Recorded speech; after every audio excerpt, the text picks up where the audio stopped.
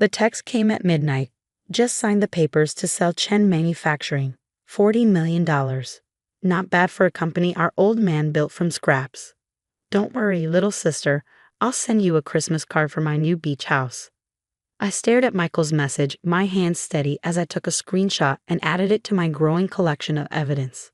My brother always did love to gloat. My name is Julia Chen, and I was about to teach my brother a lesson about the difference between inheritance and earned success. The irony was, if he bothered to attend any board meetings in the past year instead of sailing around the Mediterranean on Dad's old yacht, he might have noticed what I'd been building. But Michael had always been like that, showing up only when it was time to take credit or collect profits.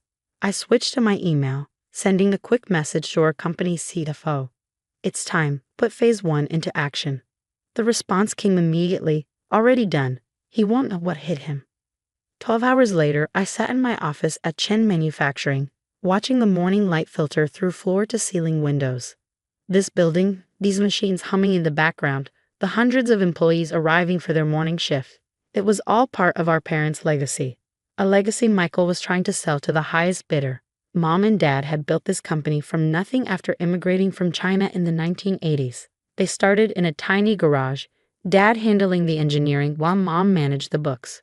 By the time they died in a car accident last year, Chen Manufacturing was supplying precision parts to major automotive companies across 3 continents. My phone buzzed. A call from Lisa, my best friend since college and now our head of legal. Julia, you need to see this.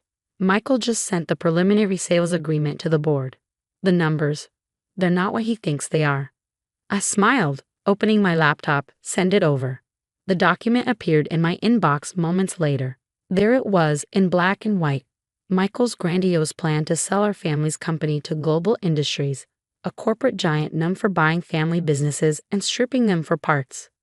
What my brother hadn't realized was that over the past year, while he was busy spending company money on luxury cars and younger girlfriends, I'd been quietly restructuring everything. Each board meeting he skipped, each document he signed without reading, brought me one step closer to protecting what our parents had built. Did you see page 17? Lisa asked, still on the line. The shared distribution clause? Yes, he still thinks he controls 51% of the company because he's the eldest son. Lisa's laugh was sharp. Should we tell him about the trust conversion? Not yet. Let him figure it out when he tries to close the deal. After hanging up, I walked through the factory floor, greeting employees by name. Unlike Michael, who couldn't tell a laugh from a drill press, I'd spent every summer here since I was 16, learning every aspect of the business from the ground up. Dad used to say, success isn't inherited, it's earned. Michael never understood that. He thought being the firstborn son entitled him to everything. The company, the respect, the legacy. He'd never bothered to learn the business, assuming it would simply fall into his lap. My phone buzzed again, this time with a message from Michael. Board meeting tomorrow at 9. Try not to embarrass yourself when I announce the sale. I typed back, wouldn't miss it. That evening, I met with key members of our management team at my house. The same house where Mom and Dad had hosted countless company celebrations, where they'd taught me the value of treating employees like family. Everything's in place, reported Tom, our operations manager. The audit records, the trust documents, everything. And the employees? I asked. Sarah from HR smiled. They're ready. Every single one of them signed the statement. I looked around the room at these people who'd worked alongside my parents for decades, who'd watched Michael's increasingly erratic behavior over the past year with growing concern. Tomorrow's going to be difficult, I said. Are you all sure about this? Tom spoke first, his voice firm. Your parents didn't build this company to have it torn apart by Global Industries. We're with you. The next morning, I arrived early at the office, watching the sunrise paint the Chen Manufacturing sign in shades of gold. Mom had designed that sign herself, incorporating elements that symbolized both our Chinese heritage and American dreams. At 8:45, Michael strutted into the building, flanked by representatives from Global Industries. He'd gotten his hair cut, bought a new suit, playing the role of successful businessman for his potential buyers. Julie, he called out, using the nickname he knew I hated. Ready to watch Big Brother make history? I met his smug smile with a calm one of my own. Absolutely. The boardroom filled quickly. Company executives, legal representatives, and the global industries team all taking their seats.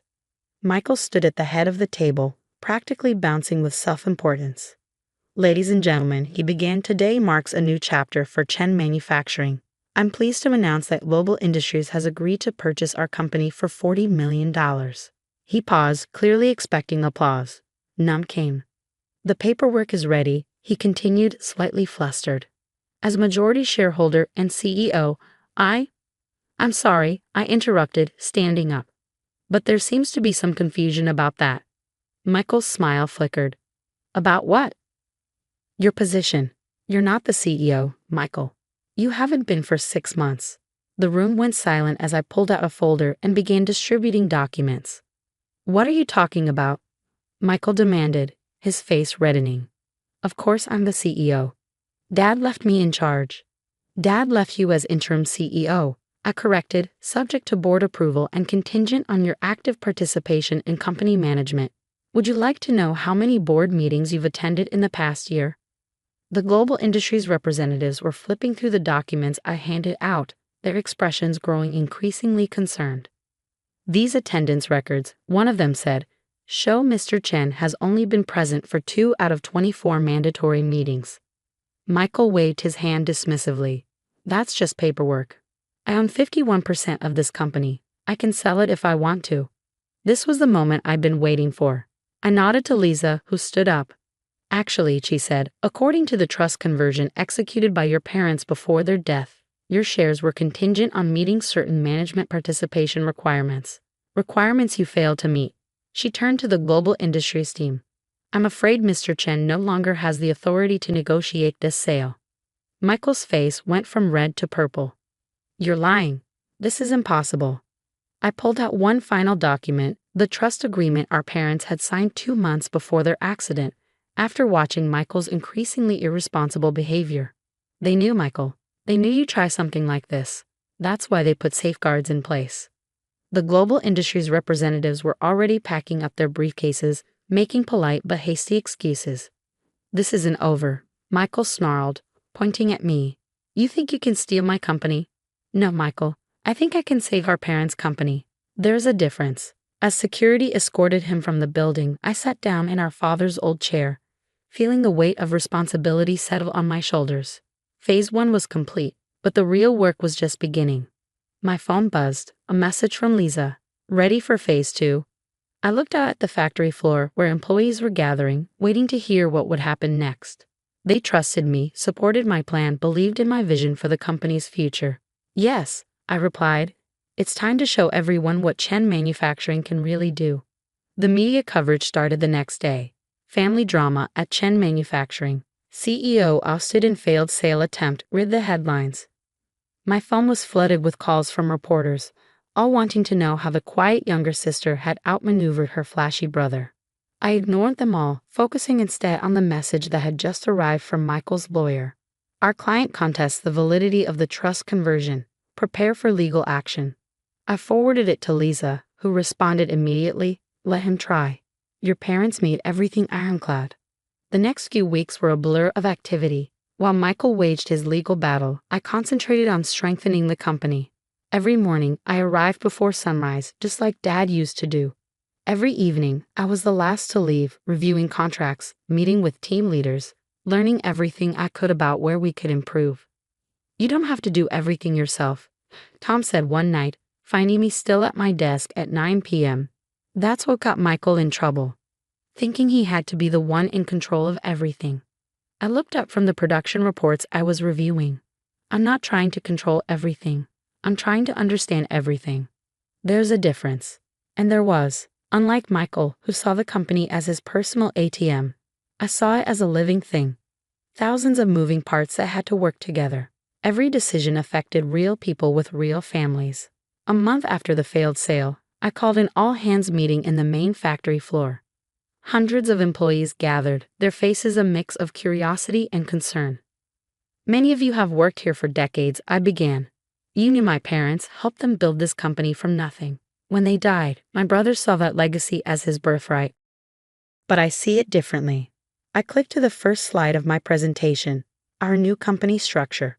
Starting today, Chen Manufacturing is becoming an employee-owned company. Every full-time employee will receive shares, with additional shares available based on years of service. The room erupted in murmurs. This was what I'd been working on for the past year, transforming the company into something that couldn't be sold out from under the people who'd helped build it. My parents believed in building things that last, I continued. Not just machines, but relationships, community, future. That's what we're going to do together. The applause was deafening. In the back of the room, I saw older employees wiping away tears. They'd known my parents, understood exactly what this meant. Later that afternoon, Lisa rushed into my office.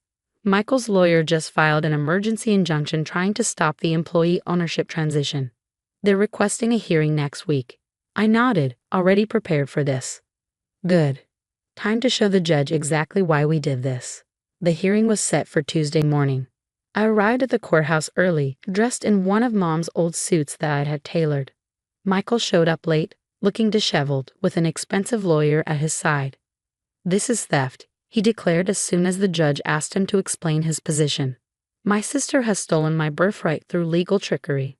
I sat quietly as his lawyer presented their case, claiming the trust conversion was invalid, that our parents couldn't have intended to disinherit their son. When it was our turn, Lisa stood up. Your Honor, we'd like to present evidence of why the trust conversion was not only valid but necessary. For the next hour, we showed the judge everything. Michael's absences from board meetings, his misuse of company funds, the trail of poor decisions that had nearly bankrupted us twice. But the most damaging evidence came from an unexpected source. We'd like to play a video, Lisa announced, recorded by James and Margaret Chen 6 months before their deaths.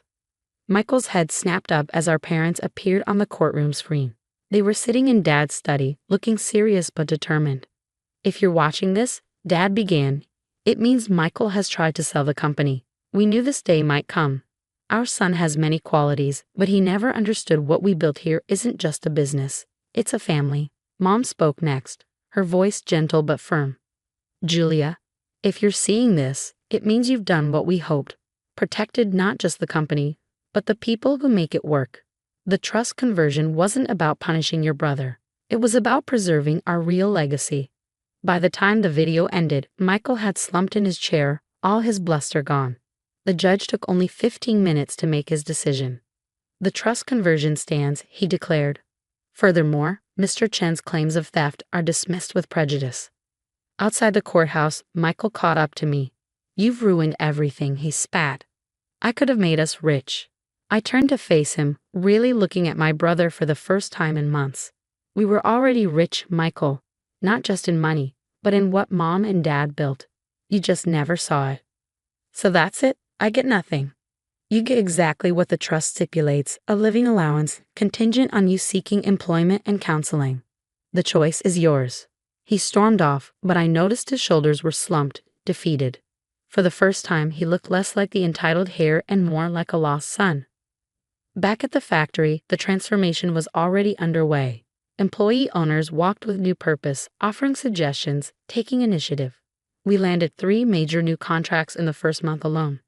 6 months later, I stood on the factory floor again, this time celebrating our most profitable quarter ever.